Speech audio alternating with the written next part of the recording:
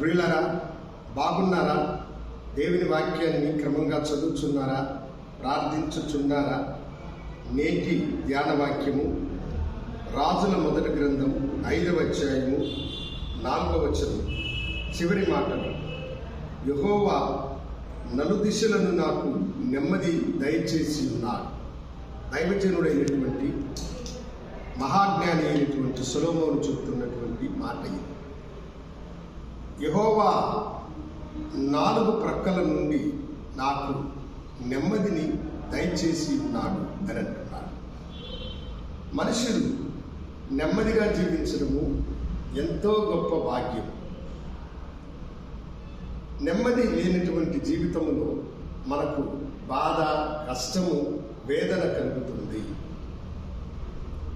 చాలాసార్లు ఒక దిక్కు నుండి మనకు శ్రమ ఎదురైనప్పుడు దానిని మనం ఎదుర్కొంటూ ఉండగా నలుప్రక్కల నుండి మనకు శ్రమలు, కష్టాలు చుట్టుముట్టినప్పుడు మనం ఎంతో వేదన చెందుతూ ఉంటాం.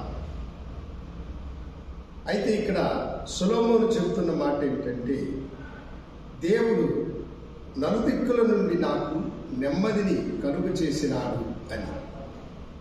అవును, ఆయన గొప్ప దేవుడు. సొలొమోను అన్న మాటకి అర్థమే సమాధానం కలుగునుగాక అన్నది.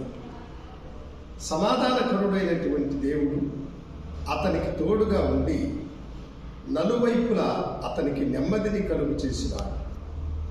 అతని తండ్రి అయిన దావీదు కాలంలో ఎప్పుడు యుద్ధాలు జరుగుతూనే ఉన్నాయి, కానీ సొలొమోను కాలంలో యుద్ధము జరగలేదు.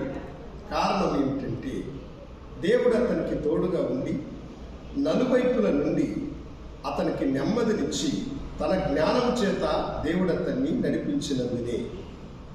ప్రభునందు ప్రియమైన దేవుని పిల్లారా, నలుదిక్కుల నుండి దేవుడు ఈ దినము మీకు వాగ్దానం చేయుచున్నాడు.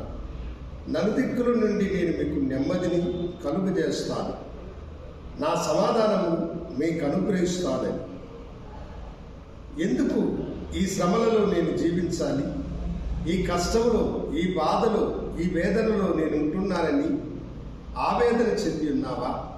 ఎప్పుడు ఈ బాధలు, కష్టాలు నన్ను విడిచిపోతాయని నీవు అనుకుంటున్నావా?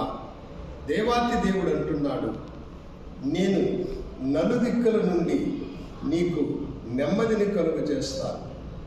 నీకు నెమ్మదినివ్వడానికే ఈ లోకానికి వచ్చి నీ కొరకై శిలువ మరణమును పొంది మరణించిన దేవుడును నీకు నెమ్మదిని అనుగ్రహించువాడు. ఆ గొప్ప దేవుని యొక్క ఆదరణ మీకు తోడుగా ఉండి నలుదిక్కుల మీకు నెమ్మదిని కలుగు చేయునుగాక. ప్రార్థించుకుందాం. కనుడా, నీ బిడ్డలకు నీ నెమ్మదినిచ్చి మీరు ఆశీర్వదించుమని యేసు నామమున అడిగి వేడుకొంచున్నాము తండ్రి. ఆమేన్. శుభోదయం. ప్రభు మిమ్మల్ని దీవించునుగాక. ఆమేన్.